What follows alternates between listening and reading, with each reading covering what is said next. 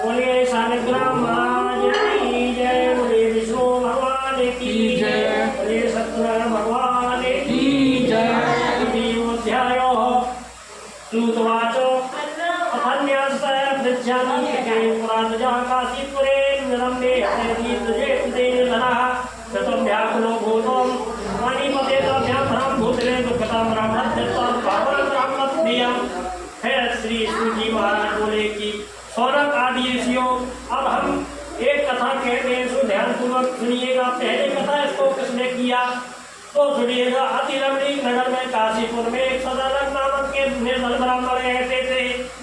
वही सदानंद ब्राह्मण भूख प्यास से बहुत गरीब थे, होकर नित्य पृथ्वी पर भिक्षा मांगते थे। भिक्षा मांगते थे। भगवान जिनको ब्राह्मण बहुत प्रिय है, भगवान को इनको देख करके, दुखी ब्राह्मण को देख करके भगवान ने एक बूढ़े ब्राह्मण का रूप धारण किया।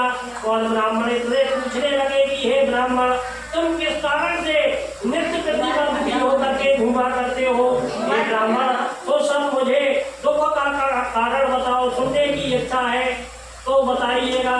तब ब्राह्मण बोला कि हे भगवान, हे प्रभु, मैं दीन ब्राह्मण हूँ, भिक्षा मांगने के लिए नित्य पृथ्वी पर घूमा करता हूँ।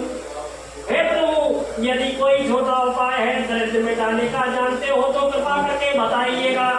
तब ब्राह्मण बोले, भगवान बोले, सत्यनारायण भगवान का जो व्रत है, विष्णु भगवान का जो व्रत है वो मनोवांछित फल देने वाला है।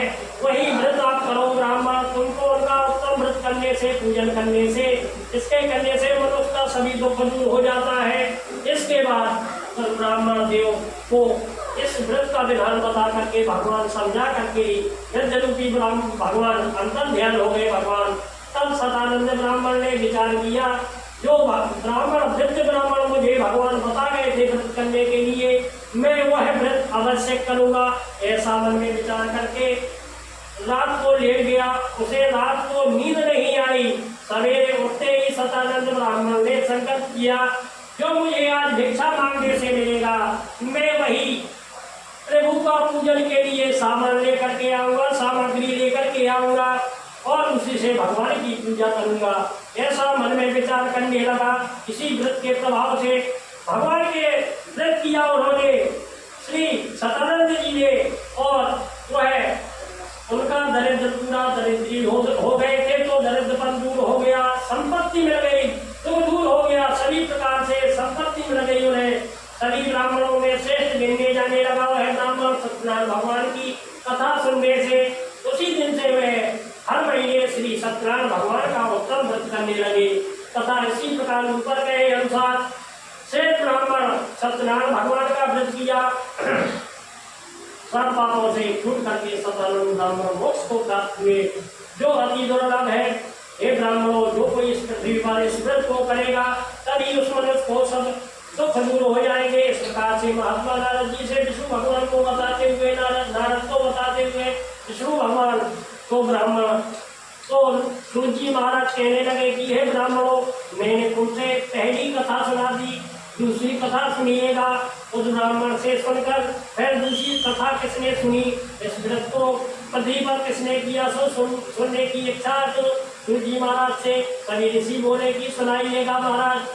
तो सूजी महाराज बोले कि इसके बाद सदानंद के बाद जिसने इस पृथ्वी पर व्रत किया सो सुनिएगा। एक दिन वही सदानंद ब्राह्मण अपने धन के अनुसार विस्तार पूर्वक भाई बंधनों से व्रत कर रहे थे कि इतने में एक लकड़हारा वहां जा पहुंचा। लकड़ियों का बोझा धर करके प्यासा होने के कारण ब्राह्मण के घर गया। ब्राह्मण को व्रत करते देख करके प्रणाम करने लगा ब्राह्मण को, और ब्राह्मण से बोला कि हे प्रभु, हे ब्राह्मण देवता, आप किस देवता का पूजन कर रहे हो, इसका फल क्या है, इसका विधान क्या है, तो सब विस्तार कहिएगा। तो ब्राह्मण बोला कि यह सत्यनारायण भगवान का व्रत है, जो कि सबको मनवांछित फल देने वाला है। इसी के प्रसाद के प्रभाव से मुझे धन धनादि मिली है।